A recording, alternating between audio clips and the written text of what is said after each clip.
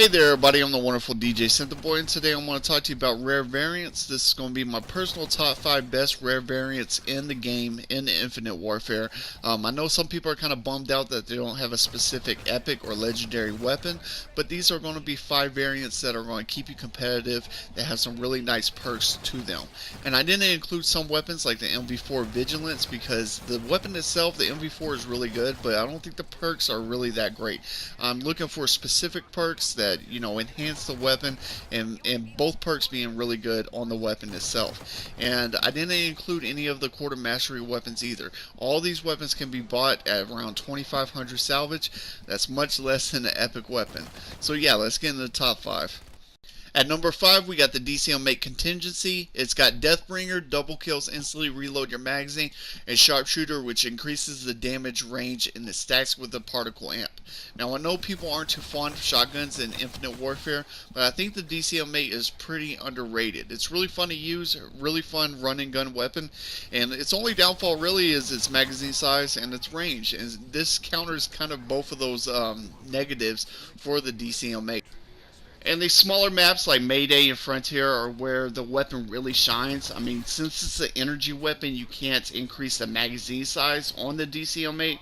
So with that Deathbringer perk, you can get these double kills and then keep engaging in enemies. I mean, once you get those double kills, your magazine refills, and then you can, keep going, keep running and gunning, and just having fun with this weapon.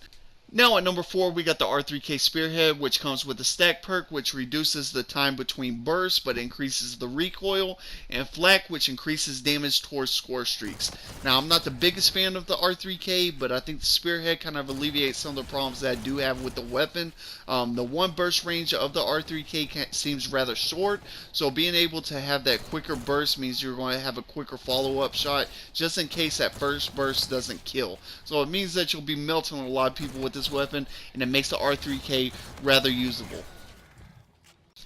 Now at number 3, we got the Mauler Grizzly, which has the On Point perk, which speeds up aiming but reduces the hipfire accuracy, and Creeper, which increases movement speed while crouched. Now I'm a huge fan of anything that has a decrease in ADS time, and the On Point perk is rather unique because no other weapon in the game has that perk. And so this with Quick Draw Grip, the ADS time is almost instantaneous. It's almost at pistol levels, and it's going to help you a lot in gunfights. And I was running around with the thermal just to show you how fast you do ADS. And so yeah, that perk is really great. The negative with the increase in hipfire spread, it's not that big of a deal. I mean, it does hipfire worse than some of the other variants of the Mauler, but I mean, you can still hipfire with it pretty well. The Creeper perk I'm not a huge fan of because I don't crouch a lot, but I know a lot of people do, and they like to crouch around corners and try to get somebody off guard, and that the perk's going to help you a lot. And the crouch, the movement speed while crouch is really fast. It surprised me how fast it was. So yeah, solid weapon. Pick it up if you're a fan of LMGs. And at number 2, we got the Volt Greed, which comes with the Jackpot perk, which kills grant an additional 10% score, and Stability, which reduces recoil, and it also stacks with foregrip. Now the Jackpot perk is kind of underrated in my opinion. Not a lot of people seek it out when looking for variants, but it does help in many different aspects of the game. Instead of 100 points for each kill, you will now get 110, and that means that if you're looking for higher end score streaks like the Warden, it's only going to cost you 10 kills instead of 11 kills to get it. And that might not sound much, but it does suck dying on the 10 kill streak and not being able to pick up that 11th kill to get the Warden. But its main benefit is stacking it with Hardline, which makes every kill 135 points, and that means, if you're trying to go for a higher score streak like the Thor, it's only going to cost you 10 kills instead of 13, which a 3 kill decrease in getting that score streak is rather beneficial. So it's a nice perk to have. And the Stability perk is just a bonus for the weapon. The Volk has some crazy recoil on it, so it's rather good to have. Both perks are rather nice, and I think this is an underrated gun with an underrated perk to it. So pick it up if you like the Volk. And at number 1, we have the Type 2 Impulse. This is one of my favorite weapons in the game. It's got the Deathbringer perk, double kills instantly reload your magazine, and Stockpile, which increases the ammo capacity of the weapon.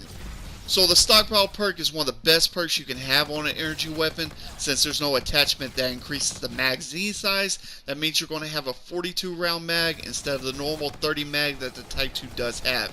And this also reflects while akimbo, so each weapon is going to have 42 rounds instead of the normal 30, which means that if you like running akimbo, this is the variant that you need to get for the Type 2.